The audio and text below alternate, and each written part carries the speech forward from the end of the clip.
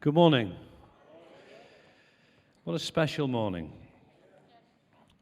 It's been special. You know, it's kind of times like this when I wish the podcast went all the way through the gathering.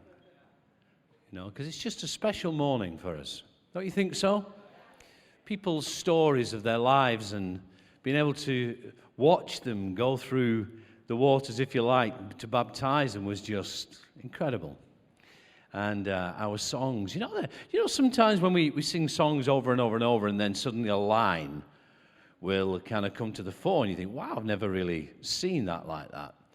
And there's one of the songs we did this morning, and it was something like, my version of it anyway, was that the chain would be broken by the weight of his glory. What an incredible line, don't you think so? Just amazing things of God. And I just, I'm honored to lead this community and to lead such a bunch of almost good-looking people. It's just spectacular. So, hey, we better get on this morning, and we're continuing week 3 with Go Again. Everybody ready to go again? And so we have been following the plight of the Israelites and looking at their story of wandering, the wilderness wanderings as it's often referred to. And so I want us just to look where we are in the story. And for those of you who kind of will get a bit lost this morning because you've not been over the last few weeks, why not click on to the podcast and get up to date this week? That will help you come up to date. But basically where we are in the story is that after 40 years, come on, this is a long time. How many know? If you're 60 or 70, you don't think 40 years is a lot. If you're 18, how many know that 40 years is a long, long time? And they have been journeying on around this wilderness for 40 years, and God's people, He brings God's people back. Everyone say back. They find themselves back at a familiar place. And this is on the banks of the river Jordan. And something that I just want to tell you this morning is that God is trying to draw you back. He's trying to bring you back. And you may not think that you need bringing back, but God is trying to bring you back. Everyone say back. God's trying to bring you back to a place. For some of you, that is back at the place where all of this started for you with your God journey. You know, for some of you, that's many, many years. For some of you, that's more than 40 years ago. For some of you, that's just a few years ago. But can you remember the time? Can God this morning just bring you back to a place, to the place where you first said yes to Him? You remember that very special moment, and so many different stories of how that happened, and we all have our own life story, but that point where you said yes for the first time to Jesus, that bringing you back to that moment where that first prayer of dedication to God, where you say, God, do you know what? You've done so much for me in my life. I will do anything for you. I will give anything. I will go anywhere. God, just show me, because really I just want to do what you want me to do. Do you remember that prayer? That time in that special celebration where we were all together, and it may not have been in this arena, it may have been somewhere else, but you know, it was that time where you were asked, if you feel at this moment that God is speaking directly into your life, if you know He's challenging you to go somewhere, you know that He's challenging you to be a certain way or to do something for Him, would you stand right now? And you stood with fear and trepidation, but you stood to your feet and said, God, that's me. Bringing us back to a place where once we're there, we're ready to say maybe our second yes to Jesus. And maybe for some of you, that's what this is. Maybe there's a battle been going on even over the last few weeks as you've heard these talks, that it's kind of coming to the point where you're ready to say yes one more time. That's where I've been. And I'm sure that's where some of you have been also, where you're ready to say yes and to go again. But I wonder this morning where you are with your yes. Where are you with your yes? What does yes to God, what does yes to Jesus mean for you in your life today? Well, God's answer. Everyone say answer. We were looking at having the answer last week in this story, and we're going back there, but I was thinking about God's answer. God's answer is always go into the fullness of my promise. That's always God's answer. There's never any kind of half kind of promises with God. It's always, would you come with me into the fullness of what I have for you? However, sometimes we come up with our own answer. Sometimes we kind of guess the answer. We kind of think, oh, this is what God wants, or maybe a little bit more of what we want. And very often in life, we come up with our own answer, and we start to live in that postcode, which is exactly where these guys, the Israelites, were up to when they were back on the banks of the River Jordan. I read some verses to you, and I want to go back there this week, Numbers chapter 32. It will come up on the screen. Just let me read verse 1 and verse 5 to you for the sake of time this morning. But verse 1 of 32, as in Numbers 32, says this: the tribes of Reuben and Gad owned vast numbers of livestock. So they were pretty, they were pretty wealthy. They had some stuff. The lands of Jazer and Gilead were ideally suited for their flocks and herds. Basically, verse 2 says they went to Moses and the guys.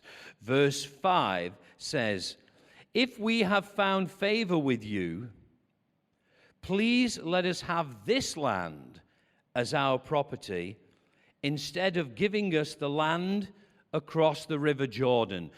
The version that you're looking at right now says, and don't let us cross the River Jordan. These people were stood on one side of the river, and they were seeing the fruitfulness of what was there, but they were forgetting that there was the whole inheritance that God had for their lives, which lay across the river. They were stood on the east side of the Jordan, and their full promise lay on the west side of the River Jordan. God's answer really for them was to go into the whole promise. Their answer was, let's stay here. Sometimes we come up with our own answer and we live there. They'd come up with their own answer. And I want to say something. If we feel a little bit like the children of Israel, that we've come a long way and we've settled a little bit, and you know what, Dave, we've got an answer to our life now. We've kind of found the answer. Let me say this to you. Sometimes having the answer to your life, having it all worked out, having the answer to your life can be your biggest hindrance to going again. Hear me this morning. And here's why. Because in your mind, you've already arrived. In your mind, you've already settled. And you may think, no, I haven't settled. But really, when we look, we understand when we found a place where we feel we have the answer, that is where we settle. Do you know something about pioneers? Pioneers are only pioneers when they're pioneering. When pioneers stop pioneering, they're called settlers. That's so easy to happen in our lives as well. And the tendency is this, that we get trapped in the answer. You know, you can have your answer and you can be trapped in your answer. I suppose to some degree it's a little bit like the monkey. What? The monkey? It's a little bit like the monkey who saw the answer to his life in a jar of nuts. And you can imagine this monkey seeing this jar of nuts. Now, you've got to go with me on this one. How many know there's nothing in this jar? But there is. Your answer lies within this jar. And the monkey and to the monkey there are lots of nuts in this jar. And the monkey thinks, do you know what? This is the answer. If I can only get hold of the answer and live in this answer, everything will be fine. God, leave it to me. Just bless my plans. You say, God, that if I have plans, they will succeed. You will bless them. God, please bless my plan. And the monkey comes along and thinks, wow, look at all those nuts in the jar. And he puts his hand in the jar and thinks, oh my word, this feels amazing. I have never had so many nuts in all my life. This is truly the answer. And he grabs as many nuts as possible, clenches his hand, and thinks, I'm in the answer. I've found the answer. I have the answer. My hand is in the answer. I have all these nuts in my hand, and it's the answer. If I can get my hand out of it, I'll be doing all right.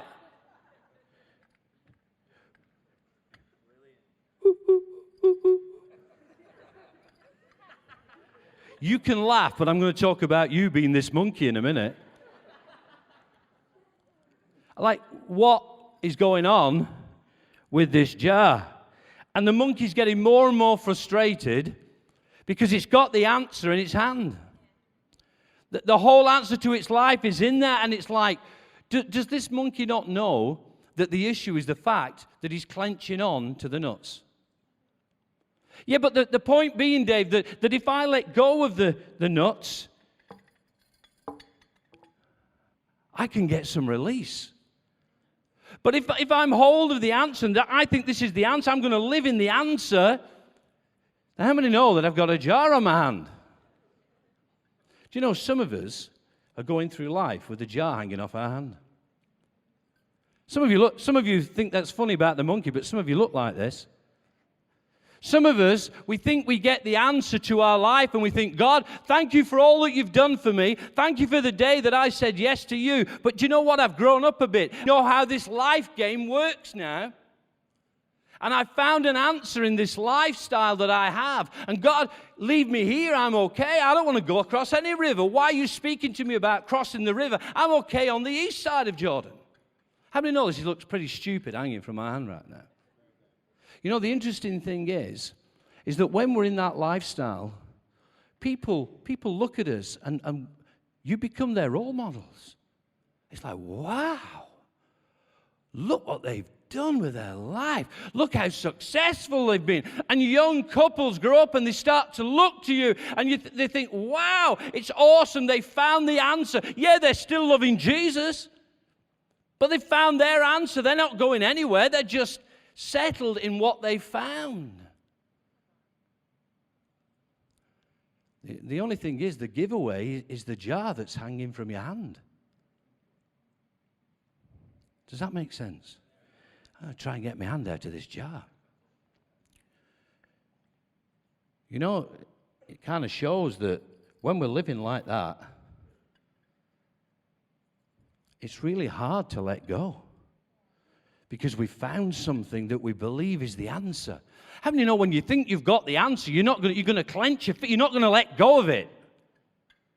And the only way to actually go God's way, because this is what happens, right? What tends to happen is when we get the answer, God's way goes by the wayside. Because we're now living in that lifestyle. Does this make sense? It only, when you release, it's only when you let go of that thing that you think is the answer that you can find some freedom. Because we get trapped in the answer. You know, we struggle to let go of what we believe is the answer for our lives. You know that? Anything we believe is the answer for our life, that is our thinking, we struggle to let go of. Because we think if we let go of it, we lose something. That's why your second yes to Jesus, your third yes, is always harder than your second or your first. Because you think you found something, And it's like, I'm not letting go of this, so I'm not going to say yes again because I've found the answer. How many know we can look just like the monkey that thinks it's got the answer to its life, but really it's just fooling itself, and until it lets go and stops clenching the nuts, it ain't going to be free. While we're on this, let me say this. We need to be a new generation thinkers church. We need to be a new generation thinking church. You know, as we read this story, we recognize that as they were by the banks on the east side of the River Jordan, the Bible tells us that there is a completely new generation that's come through over the 40 years. So there was a new generation. But let me tell you this. The Israelites, there was a brand new generation, but they weren't new generation thinkers. You see, we just think new generation, new thinking. It doesn't work like that. Just because we are a new generation doesn't mean that we are new generation thinkers. In Numbers 32, there's a little bit of a giveaway here. Numbers 32, verse 14, says these words, harsh words, listen. So the leader says to these guys who want to stay on this side of the River Jordan and make their home there because they've got the answer, says, but here you are, a brood of sinners. When was the last time you were called that? Here you are, a brood of sinners, doing exactly the same thing. You are making the Lord even angrier with Israel. You are making the Lord angrier with Israel. You know, I said to you, I made a throwaway comment last week, God's not reasonable. You know, we think, oh, a reasonable God. A reasonable request. We've got a great lifestyle. We've got an answer, God. Leave us alone. Be reasonable. We still love you. We're still going to give. We're still going to come along now and again. What's the issue? Let me tell you, when it comes to your destiny, God is totally unreasonable. Because God wants you to reach your destiny. He wants to take you to the place that He's trying to get you to. Numbers 32, verse 14 says this stuff, you brood of sinners, blah, blah, blah. Basically, he's saying this. I'm not going again. I'm doing the same thing as my father. In not going again, I am doing the same thing as my fathers did. Another version says, you're just like your parents. Some of you will like that, some of you won't like that. You are just like your parents. But as we read on, we see unlike Joshua and Caleb. Everyone say Joshua. Everyone say Caleb. These were two leaders of those tribes that we're speaking about that initially went in across the river to see all the inheritance that God had for them. That's who we're speaking about, Joshua and Caleb. Let me tell you, they weren't like these people who wanted to settle and wanted to stay. These were the guys who wanted to cross the river. And they are what I call Westside Thinkers. They are Westside Thinkers. And let me tell you something about Westside Thinkers. They were on the west side of the river. Even though they were stood on the east side, they were thinking about the west side and all that was there waiting for them. You see, Westside Thinkers look beyond just the answer. We get the answer and we want it suitable. We want to stay there. We want to live in it. But Westside Thinkers want to cross the river. They look beyond the answer. They refuse to settle on the banks of breakthrough. They want to see the other side of the river. Let me say it differently. Let me say it this way. You know what? The candle was the answer. The candle was the answer. See, someone's agreeing with me right there. The candle was the answer. But you know, so I'm talking about the candle, a household candle. invented by the Egyptians 3,000 years ago. We've all been using it ever since. The candle was the answer. It was the answer to light. But you know, thank God for Westside thinkers like Thomas Edison, who looked beyond the answer. He looked beyond the answer. He had an answer. He looked beyond the answer and created and invented the light bulb. How many are glad about Thomas Edison? Can you imagine? Can you imagine if he hadn't have? Can you imagine if he hadn't have come along and invented that? After so many tries, you know, it didn't happen in one go. There's a whole story of how many hundreds and hundreds of times they tried different things and it failed. But you know what? He was a West Side thinker. He was determined on not settling for what we had, just the answer we had, but wanting to go beyond the answer. You know, God is calling us to be a church that goes just beyond the answer. We've all got the answer. You know, we can say, wow, this is the answer. We've got everything we need. You know, we're doing great. This is awesome. But we're on the east side of the Jordan. And our postcode is on the west side of the Jordan. Thank God for West Side thinkers like Thomas Edison.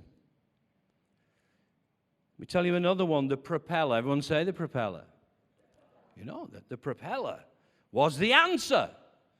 When you think about the invention of the propeller and where that took us, you know, on land, the propeller had its use. On sea and under the water, the propeller had its use. In the air, the propeller had its use. An absolutely incredible invention. You know, someone would go again beyond the answer and develop the jet engine. They just didn't settle for the answer. There was something beyond the answer, that's something that lay beyond the river that God wanted them to have in their fullness, so they never settled for the propeller. Thank God for people like Frank Whittle, who developed and invented the jet engine. Can you see what I'm saying? Beyond the answer. So what I'm speaking about this morning is all about people who are prepared to go again. I'm asking you as a church community, collectively and individually, with your families, are you prepared to go again? Are we a church that's going to settle in what we have? And thank God for what we have. It's suitable. Do you know that? It's suitable. It's very suitable. The land that we now live in, the land that God has blessed us with, the people that God has blessed us with. It's all good. We could settle here. We could live here. Thanks, Moses. We don't want to go across the river. We're okay here. We've got everything we need here. Why would we want to go across the river? But I want to say for us that our full inheritance as a church community lies on the other side of the river. Does anybody agree with that? It lies on the other side of the river. Imagine for a moment that someone gave you 50 grand. Someone came along, well, they weren't there, they died, and they left you £50,000 inheritance. Here's my question. Would you take it? Would you take it? You're saying, Dave, why are you asking us such a stupid question? Would we take how many would take the 50 grand? And for those of you who've not lifted your hand, I'll have yours.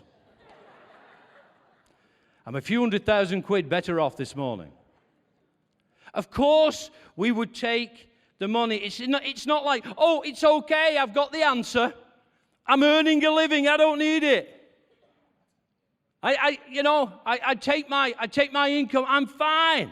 I don't want it. Thank you very much. I'm happy where I am. It's suitable for where I am. Do you know what? I think we would all be liars if we didn't say we would take it. And you know what? We wouldn't want half of it. You wouldn't say, oh, I'll have 25 grand, thank you. The other 25 grand you can give to somebody else. If I know you,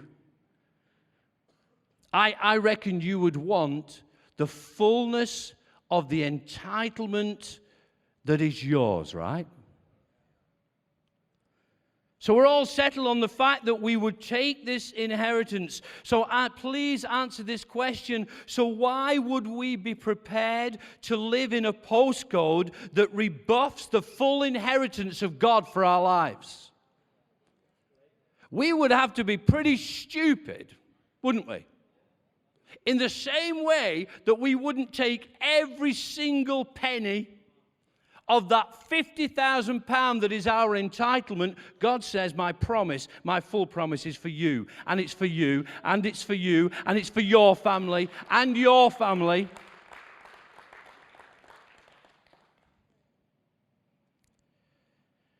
My question is, who is ready to say yes again? Who's ready? He's saying, Dave, you don't know where I am right now. You don't know my circumstance. You don't know my family. You really don't know where it's at. You think you might, but you don't. I'm saying, where are you with your yes to Jesus right now?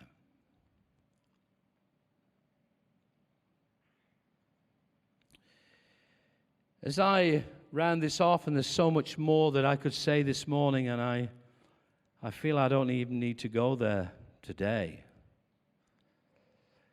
I say to you, let's not settle on the river banks of breakthrough. Let's not do that as a church. You know, there are times where, many years ago now, there are some of you left who said your yes to Jesus back then. And sometimes it's been a bit of a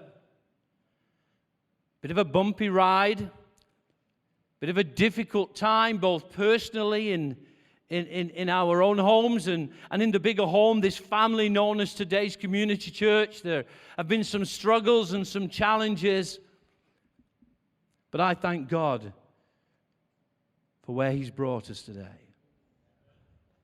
I thank God for all that He's done through people's faithfulness, through the fact that people were willing to say yes to Jesus.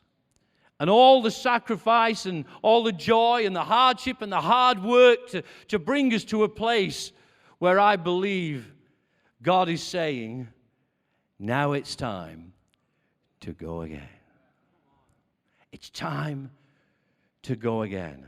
And so let's not settle on the banks of breakthrough. Let's not rob our family. Yes, I say rob.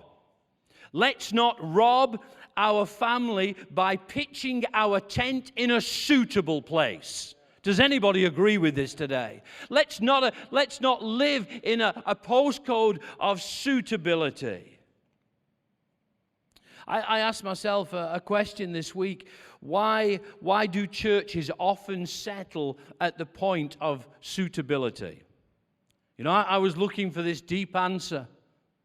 Why do churches often settle at a point of suitability? I came up with this answer: because it's suitable. Because it's suitable. I think God is calling us beyond suitability. I want us to close right now. There's so much more I want to challenge on, but please, let's just bow our heads in prayer for a moment.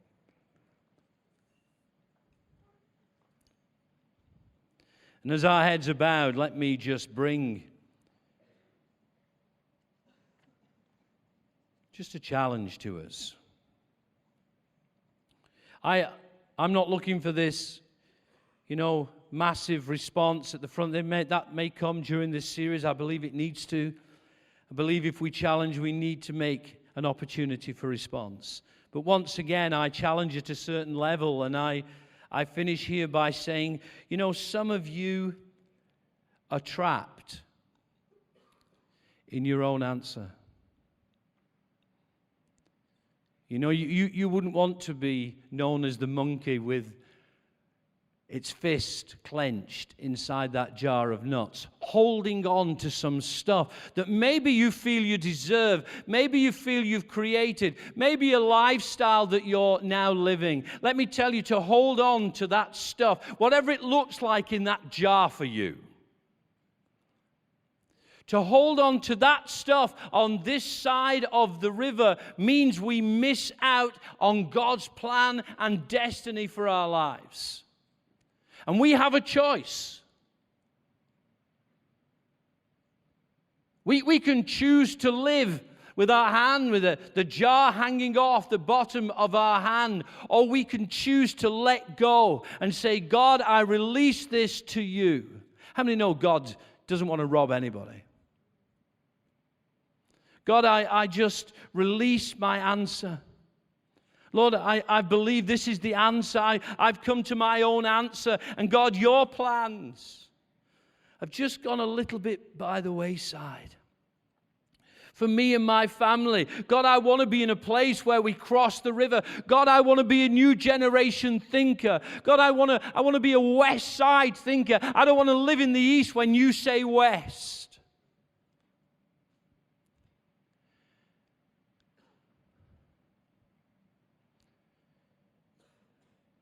I want you to do something for me. I want you to unclench your hand. I want you to unclench your hand that is so hold of this answer. You're so holding on to this answer. And I want you to open your hand. And you may say, Dave, if I do that, that means this, or it means that. It means all kinds of things for my life and for my family. But God is calling you to the west side. God is calling you to think differently. God is calling you to His way. God doesn't want you to miss out on the full inheritance. He doesn't want you to grab on to a bogus inheritance. But He wants everything that He has for your life. I want you to unclench your hand. You know, when we unclench our hand, you may feel that stuff drops out. Let me tell you, when your hand is open, God can put so much into your hand. God's not devoid of stuff. God's not devoid of purpose. God's not devoid of promise. But we would be pretty dumb, to be honest. We would be like that monkey if we believed that God wanted us to unclench our hands so that there's nothing in our hand. God wants to place destiny in your hand. For you and your family. And I physically want you all to stand right now. Come on, let's do that together. And why not just where you are? I'm not going to make this open appeal this morning, but just where you are, why don't you make a response? Why don't you clench your fist just as a symbol of God, this is my life. I've been living, Lord, in this answer and kind of felt that I've come to this answer. But God, I'm holding on to it and it's keeping me on this side, Lord. And I know that in order to go to the other side of the river, God, I've got to unclench my fist. I've got to allow you to put some things into my hand. And in order for you to do that, I've got to let go. I wonder as you stood there, I wonder if you just let go. Physically let go. Let go of that stuff. Let go of those plans. Let go of that answer. The thing that you felt was the answer. Let me tell you, there is an answer beyond your answer. But it lies on the other side of the Jordan. I wonder if you'd release that stuff right now. You say, Dave, I don't know what this means. Let me tell you, God knows what this means. Let me tell you that as you let go of that stuff, and some of you are going to find that hard right now because it's suitable. But as you let go of that stuff, And as you have an open hand, God is going to fill your hands with the unexpected. Come on. With the unexpected. Somebody needs to hear that this morning. Stop clinging on to that stuff and let God fill your hand with the unexpected. Let him fill your life with his inheritance.